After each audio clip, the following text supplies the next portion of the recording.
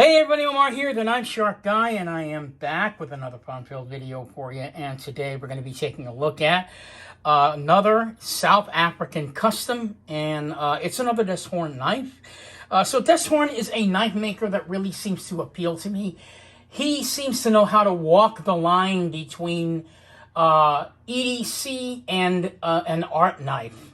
I think it's pretty much safe to say that Deshorn is actually him and I guess another South African knife maker named Owen Wood are the two guys that are probably most responsible for popularizing the concept of an art knife, which is what this is. So let's go ahead and take a look at this knife here and open it up. This is how it comes packaged. You get a nice fleece pouch, right? Leather kind of, or leatherish like. It's not really leather. Nothing special, it's just a pouch. So I'm going to put that aside. This is what the knife looks like. You get with the knife at the Blade Gallery, you get this information card, which is really helpful to me when I do the video. And then, of course, you need the certificate of authenticity, which the Blade Gallery is kind enough to put on the back of the information card. And there it is. There's Deshorn's signature, the year that the knife was made, 2021. He doesn't put the month on it or anything. You can see he's had several awards. If I can push that up there, I don't know if you guys can see that, but he's had several awards as a knife maker, and the gentleman has probably been making knives since many of us were even born. Not me, but I'm sure you guys. So let's go ahead and just take a look at the knife. I'm going to go ahead and flip it right now. Here it is. So just give you guys a good quick look at it.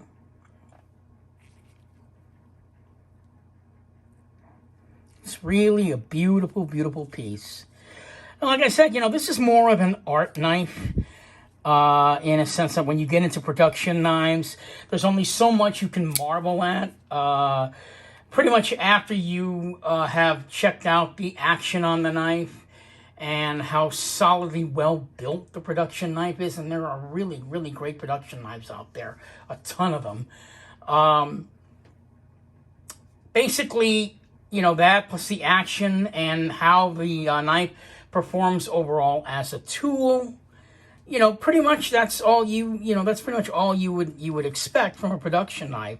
And they are really awesome for what they are. When you get into customs, we are talking about a whole other genre, because now your scope of knives has now been extended out to materials. You're going to be seeing some artwork on knives and some materials being used on knives that you may never have even thought could be used on knives. Materials like white Westinghouse micarta, and micarta in general, red micarta, much more pronounced carbon fiber like fat carbon fiber and lightning strike carbon fiber, and shredded marble carbon fiber, those kinds of materials, and material like this, which is quite unusual. This knife, the material on this knife is called C-Tech, and C-Tech is basically a combination of aluminum and resin made to look like, I really don't know. Yeah, sometimes it mimics the look of carbon fiber, actually. It's just an overall beautiful knife. So all this here, this stuff here that looks like file work, that's actually resin and aluminum sort of all together. The knife has sort of like a dark coffee flavor color, almost looks black, and for the most part it is black, but in certain lights you can see that it is actually sort of dark roasted coffee color. It's got this beautiful sort of honeycomb pattern on it. The top of the knife has got Damascus bolsters, which is something you're not going to see on a production knife, right? And of course we've got Deshorn's custom screws. I call them Liberace screws. If you guys don't know who Liberace is, Google him. He's a pianist. Back in the late 50s, all the way up to the 1980s till he passed away. But if we look at this knife, it is really, really just absolutely spectacular just to the eye. The steel on this knife is his signature Nitrobe 77, which is a steel that he uses quite often. And I think I spoke about this before, about this horn. He's even figured out a way to use steel as an art form. In this case, we're talking about Nitrobe 77. This is a very, very, very difficult steel to treat. It takes some serious skill to do that. Nitrobe 77 goes through a rigorous heat treatment process, and then it is quenched in liquid nitrogen 4 times to give it strength.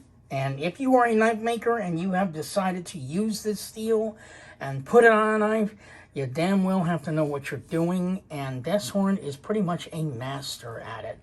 The blade on this knife is all, it's hand rubbed, which is my favorite finish on a blade. I love the hand rub look. It's very, very classic. We have sort of a drop point blade. So the name of this knife is called the Slimflip front flipper, but it's really a slim boo-boo. If you don't know what a slim boo-boo looks like, I'm going to bring one out right now so you guys can get an idea. So basically, he called this knife the Slimflip only because, and I'll show you before I bring out what the knife really is modeled after, he put a little front flipper on the top of the knife.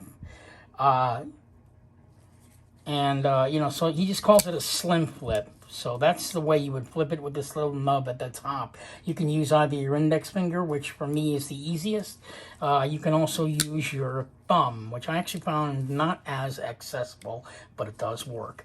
The knife is incredibly smooth in its action. I don't want to hit the camera with this, but so smooth it falls back. There you go. Very, very smooth action on a knife. So as I was getting into the knife that this knife is actually modeled after is called the Slim Boo Boo. And if I bring it out, you'll see they practically are the same exact knife. The only difference between these two, really, besides the materials, is that this knife is made with ceramic ball bearings, and this one is just made with washers. Now, as you can see, the knives look very similar, except this one is actually wider than the Slim Boo Boo. He made it a little wider to accommodate the ball bearings that are inside the knife. As far as I understand it, this is IKBS, although from looking at it, I don't see how. It could be a caged bearing system, but I'm pretty sure it's IKBS. You can see Desshorn's signature right there on the knife. I don't know if you guys can see that. Try and get you got. There you go.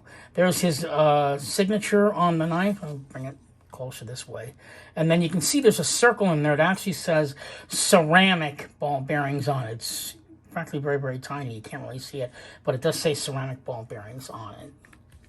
So this Slim Boo Boo is the knife that this knife here is modeled after. So I just wanted to bring that out and show you. So let's go ahead and get into the specs, and then we'll do the size comparisons with other production knives that you guys might know, and then we'll talk more about the knife. So let's get into it. So this is a one-of-a-kind handmade piece. You'll never see another one like it ever again. Probably. I know it sounds really bad to say that, but I just don't really understand how knife makers can keep track of them promising that it is a one-of-a-kind handmade piece. But I did talk with a knife maker who you've seen, whose knives I've actually put on my channel. That's Clyde Chalnor. He said it has to do with integrity. If a knife maker says it's a one-of-a-kind, you're going to have to take his word for it. So that's good enough for me. So this is a one-of-a-kind handmade piece. The blade length of the knife is 3.75 inches. The cutting length is exactly the same. It's 3.5 inches. The total length of this knife is 8.5 inches. The blade height at the heel is 0.82. The blade thickness at midpoint I'm sorry, at the bolster, by the bolster right here, is 0.12. At midpoint, it becomes 0.11, and then near the tip, it becomes 0.2. The weight of the knife is 4.4 ounces. Again, it's made with Nitrobe 77, a very, very rare steel. We have, once again, let me go over that real quickly. We have Damascus, stainless Damascus bolsters. The handle is made of C-Tech, as I said before, which is a combination of resin and aluminum. Really interesting metal to work with, which has to be molded into the shape that you see on the handle. I mean, this is just an absolutely gorgeous, gorgeous knife. So let's go ahead and put it up against some other knives that we may know or may not know. So they take the information card away. So we're going to go ahead and start off with the very familiar Zero Tolerance 0562. Yeah, there you go. So as you guys can see, it's larger in length than the 0562, which is actually a fairly large knife. So there it is up against the ZT-0562. Let's go ahead and put it up against one of my favorites, the Spyderco Swiss Bowie, the original. Not the one done by Knifejoy, which I got no comment on that. We're going to go ahead and put it up against the Kershaw bare knuckle knife in carbon fiber and M390 black wash. Got to carry that one. I haven't carried it in a while. Let's go ahead and put it up against a smaller knife. How about the Benchmade Tengu Flipper?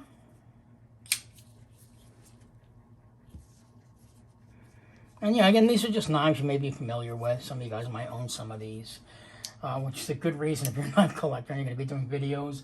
You're going to have to keep some production knives, people know. Okay, the Benchmade Anthem, one of my all-time favorites. I got a Damascus pocket clip on there. Crazy. But yeah, let's go ahead and put it up against the Benchmade Anthem. So this is in length a very large knife. As you guys can see.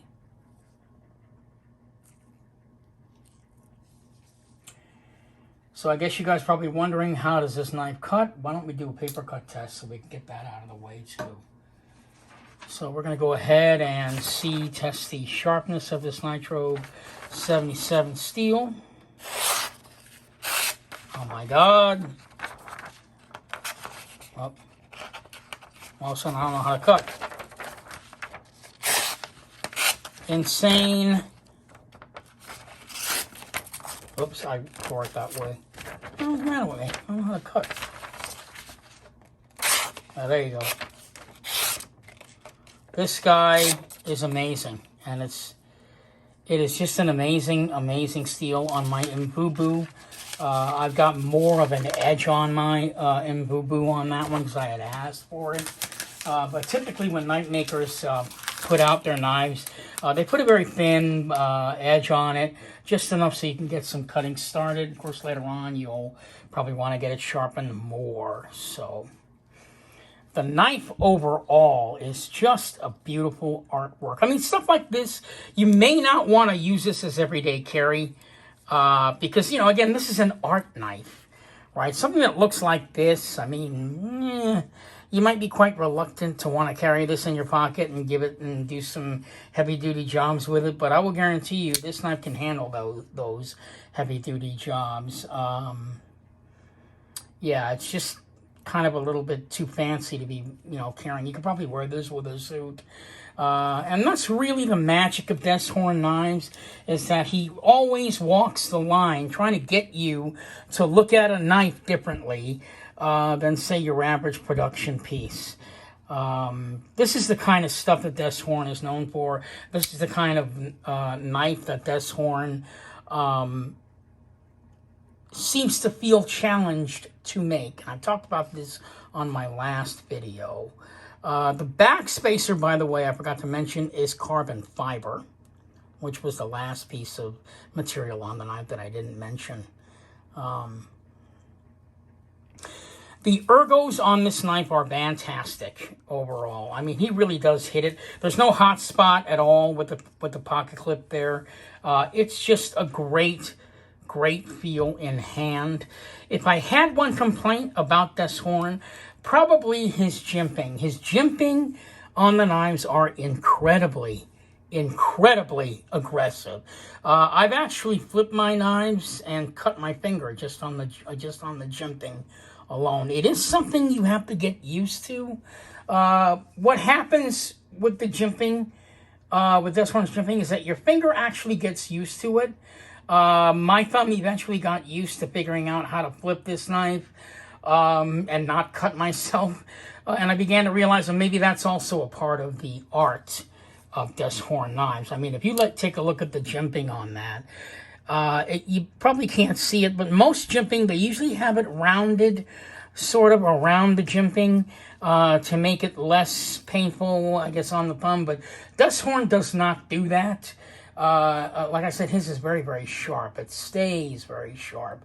That's probably my only complaint about his knives. And his jimping is exactly the same on all of them. Same design, 3 strikes, then a separation, followed by another 3 strikes, and then another separation.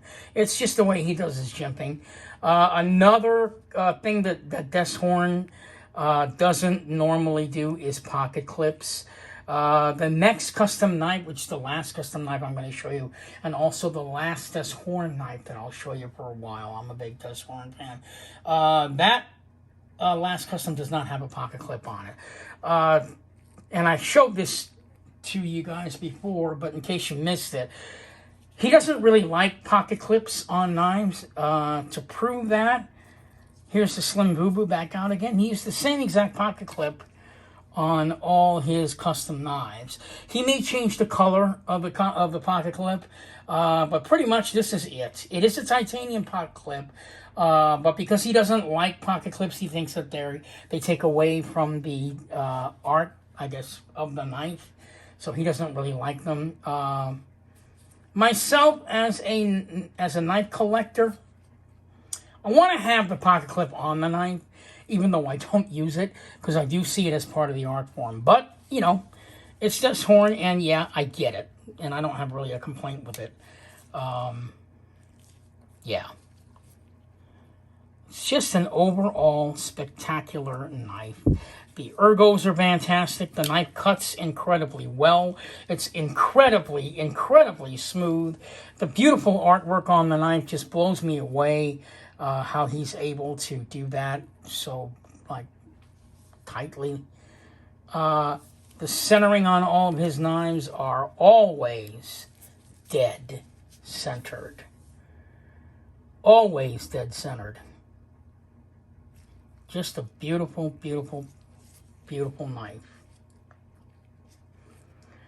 I'm sure he has made other variations of this knife, but basically the combination of materials and the scales on this guy, you'll never see it ever again. Table price for this knife. I hate mentioning the price, but I know you guys want to know. So, yeah, the table price for this knife, I believe, was about $12.50. It's an incredibly expensive knife, and yeah, I've actually already used it.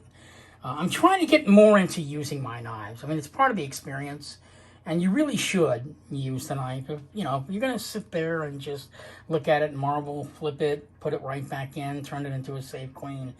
That's your business to do that, but you're missing something if you're not using the knife. So,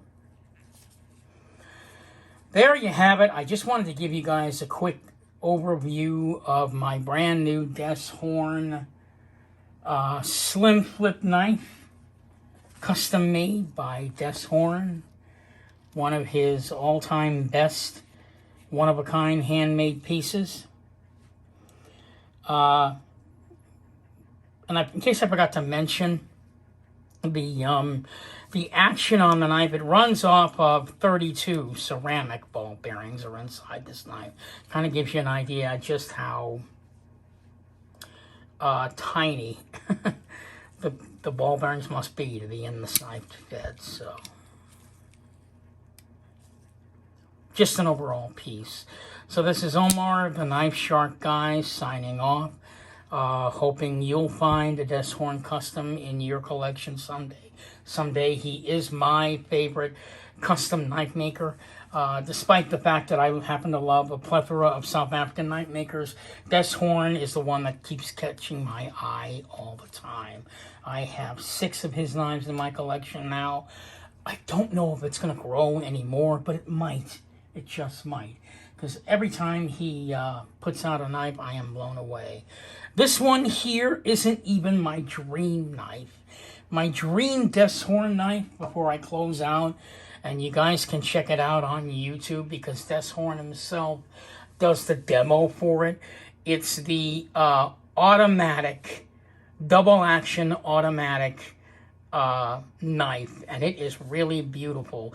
It's not only is it a work of art aesthetically, but it's definitely a work of art mechanically.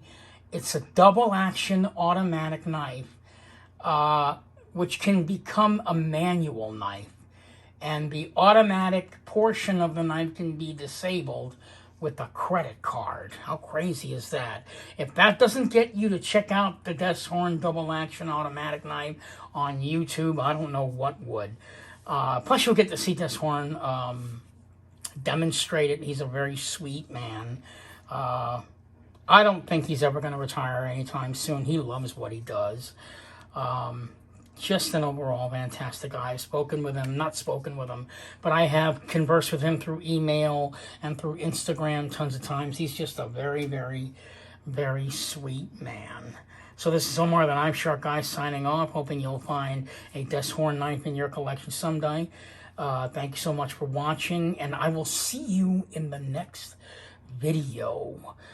Keep a lookout for my shark bite, because I'm going to present the next knife I'll be doing next week, which of course is another Desshorn knife, and that's really just a fantastic masterpiece like the one you're seeing here.